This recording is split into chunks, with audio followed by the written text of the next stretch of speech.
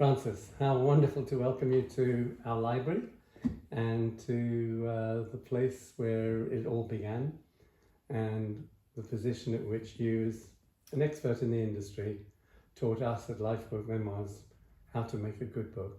I mean, it's really kind of you to say. I mean, to be honest, when I came in here and looked around, because I can remember your first book, and now I can see all of that, and I think you have such a huge amount to be proud about.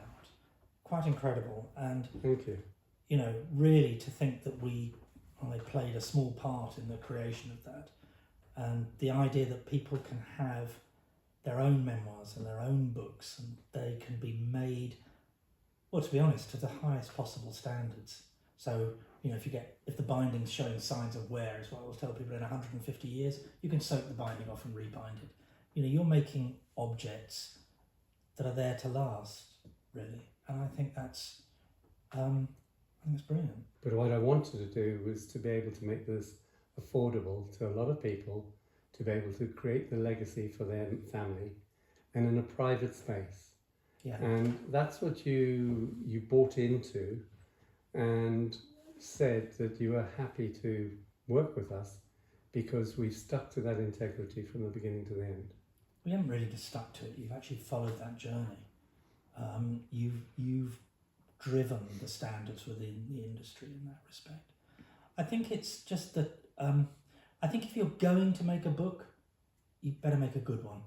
There are so many reasons not to make a book now, and I think the purpose of a book is to actually be there now, in a year, in 5 years, in 10 years, in 25 years, and for future generations. That's the point of the book. If you want longevity, you have to make a book. I always joke with people that I can open and read the Doomsday Book from 1086, but I can't open a floppy disk from 1986. Yeah. And I think, you know, we have to remember that technology is absolutely fantastic. And it's not like our industry isn't driven by technology. It's just that you're making it work in a way that's human and in a way that people want. And I think this business of making things affordable is absolutely crucial. And I remember you said to me right at the beginning, Roy, the only way that people will be able to understand the value in what you're doing is by comparing it to something else. You don't see the value. That was one of your phrases. Yeah, I mean, that's true, really. I think, and also I think for us involved in this sort of end of the market, it's kind of harder for us to see how good our work is because we're just living it all the time. We're so close to it. Yeah, and I think, you know, so that's why it's much easier for me to walk in here, look at that wall of, well, it's not really just, it is a wall of books, kind of literally, but it's a wall of people's experience. Yeah. And not all of them, but some of them at different times will be incredibly valuable. Not in a monetary sense, but in a memory sense. Oh, I see. Yeah, so that's how you did it. You know, so much is forgotten, and books are the most fantastic repository for remembering things. And that's priceless. I mean, some of the quality here, you taught us about books that lay flat, open one of those. And the whole idea is that you can just do that. Well, that's because you've got the right glue, you've got the right grain direction, you've got the right material, you've got the right printer, and the photographs are stunning. And this is David Steen, who his book's called Lucky Boy, and this book was written for his family. He's done published ones, obviously, and a lot of his photographs are iconic from sort of Twiggy. But I think that's what you want from them. I mean, yes, but in a way, rather than judging, I don't think any of us are able to judge the value of the books that we make individually. Yeah. I think all we can do, our duty, is to make them to the best of our ability.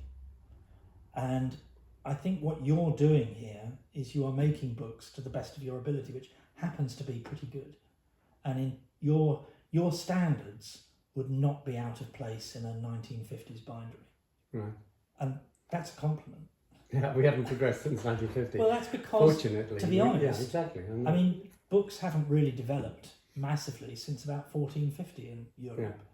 But in fact, what you're making, the paper you're using, won't fade or discolour for 500 years. It's Library of Congress archival. Your glues are archival because they can be soaked off.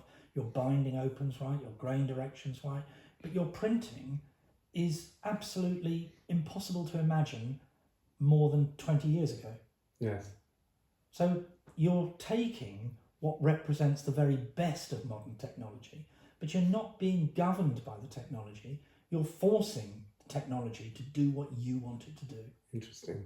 And to give us the feeling, the emotion that's meant to be in a book. Absolutely. If you go to any manufacturer now, you'll find a massive grey boxes. And inside their grey boxes are techniques and styles that affect how images are produced and how paper is printed on.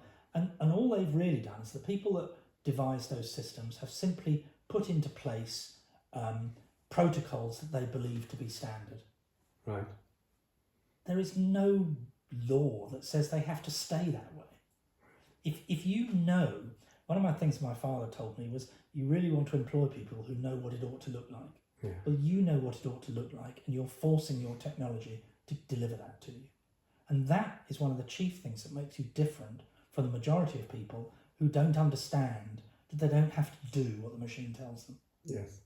And they're just after volume and mass market and stuff. They're not thinking. This is about the value that's in the book. They're just not thinking. I think failure to think is one of the cardinal sins in our world today.